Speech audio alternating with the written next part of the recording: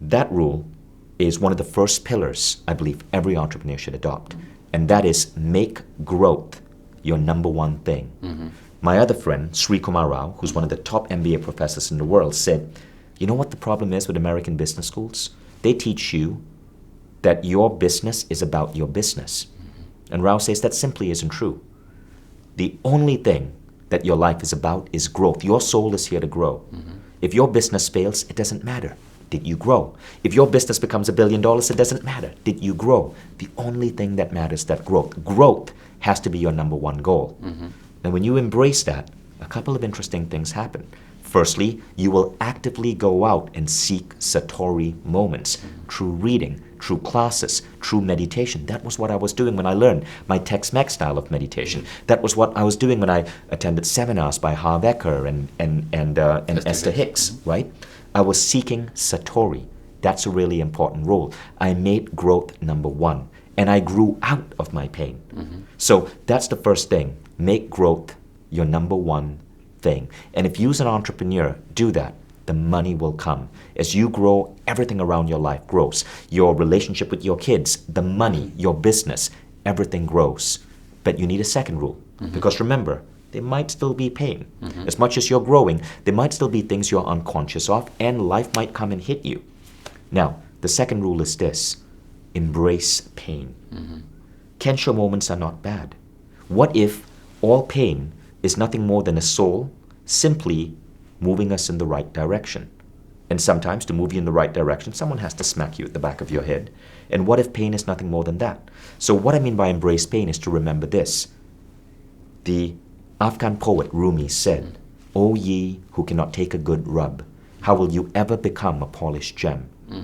The embrace of pain is a beautiful belief system to adopt. When you go to a gym and you work out and you come out there and you can barely walk, you're growing yourself through pain, right? But we are trained to believe that failure, that pain is wrong or shameful. So let me give you some classic examples. Good. You fail at a business.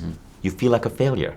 But what if you change that mindset? What if you simply go, oh, this is nothing more than information. I'm going to learn from this and bounce back. You fail at a relationship or you go through a divorce. You are labeled a failure. That's stupid. What if you see that as simply a way to grow yourself, to understand what you truly want in a life partner? So when you view pain from a different lens, without shame, without guilt, without blame, pain becomes information. Now you can apply this as an entrepreneur. One of the companies I've studied, and a company that I really love in terms of how they operate, is Google. And Larry Page, the founder of Google, has a very interesting philosophy. It's called the 50-50 rule. So Google operates, all their teams set objectives and key results, right? It's a classic goal-setting mechanism. But one of the interesting things that Larry Page introduced, and I brought this into my company, is the 50-50 rule. 50% of your goals must have a 50% chance of failure. Therefore, every department in Google must have 50% of their goals as basically a coin flip, a 50% chance of failure. Now, Google actually fails at 40% of everything they do, according to Stephen Levitt's book, In the Plex. I mean, remember Google Buzz? Failure. Google Glass? Failure. But Google also gave us Gmail, it gave us YouTube, it gave us AdWords, it's had incredible successes. But failure at Google is simply seen as information. No guilt, no shame, no judgment. Now you can apply the same principle in your life. Today when I set goals, I make sure that 50% of my goals have a 50% chance of failure. Now when you think about this, you actually only want to be accomplishing not 100% of your goals, because that means you're thinking too small, but accomplishing 60 to 80% of your goals, because you must create room for failure. And this pushes you to be bold, it pushes you to dream big, but it also pushes you to not fall into the traps of feeling guilty or feeling ashamed when failure, which is inevitable, strikes. Now, when you take those two mindsets and you bring them into your core, you operate in the world in a completely different sense. You aren't stuck.